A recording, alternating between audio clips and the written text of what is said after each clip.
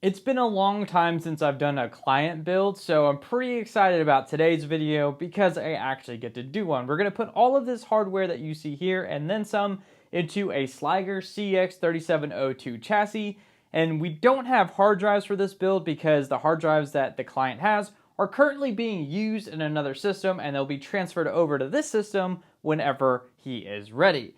So let's just go ahead and get all of this stuff out of the way, get our Sliger chassis out here so we can get to work. My other understanding for this server is they plan to use this for TrueNAS. So there was a desire to have a CPU that would support having virtual machines as well as containers for things like QuickSync. So we could take advantage of that by using the Intel 13th Gen 13600K. The entire reason we went with a 13600K instead of a 14th generation or 12th generation is because I believe at the time of ordering the 13600 was actually the cheaper option at the time. So that's why we went with that as opposed to anything else. We chose the Sliger CX3702 because its 3U form factor would allow for larger fans that would run more quietly as well as occupy less space in a server rack.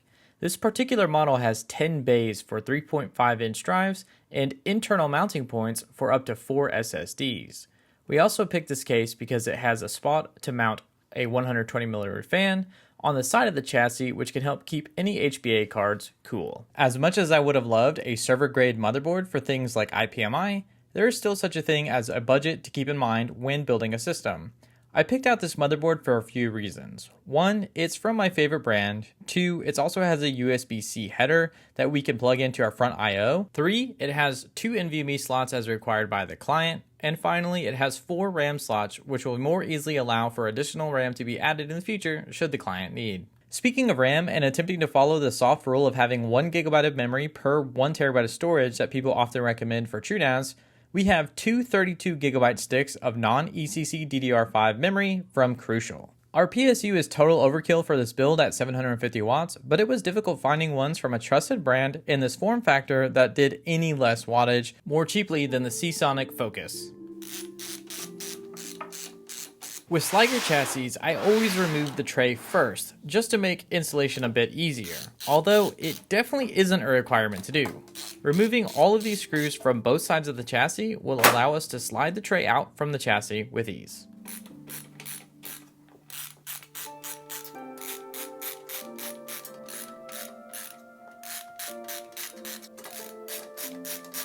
This bracket that I just removed, you can attach a 120mm fan or a 120mm radiator to, or both.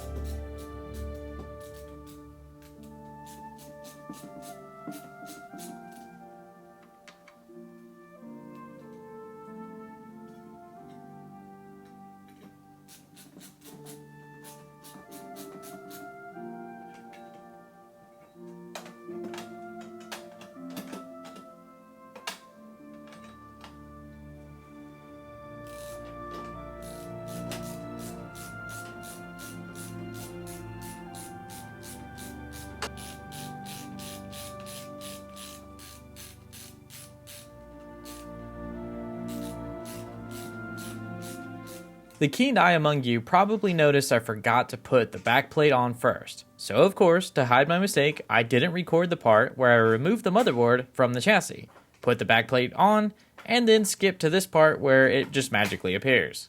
To try and keep the system as quiet as possible, we went with the NH-D9L from Noctua. Oh, and of course, because this is one of the largest heatsinks that will fit. Remember the two NVMe slots I mentioned earlier? I believe these two NVMe drives will be used as slog drives, but I could be mistaken. I've personally never used TrueNAS, but I have heard that NVMe drives are sometimes used as slog drives. From here, we're basically done assembling the system. All that's left to do is put everything back together and pre-run some cables, as the client has their own HBA card that they will be using for their drives when he receives the finished product. Also, don't be like me. Be sure to install the fan before sliding the motherboard tray back in, or else you may struggle like I did to get this fan mounted. After all that, here is the final product.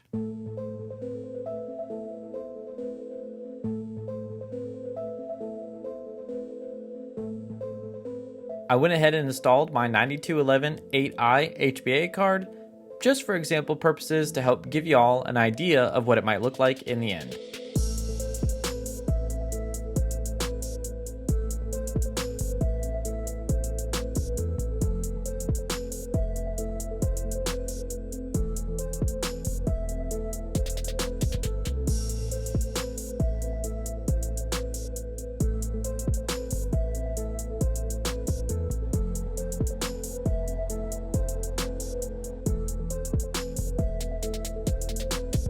Overall, I'm happy with this case. I'm happy with this build. I think it turned out great. I'd love to see it in production, but that's unfortunately not something I get the privilege of when building PCs. But nonetheless, I'm happy overall, and I think my client will be as well. So with all that being said, I want to thank each and every one of you for watching, and I will see you all next time. Peace.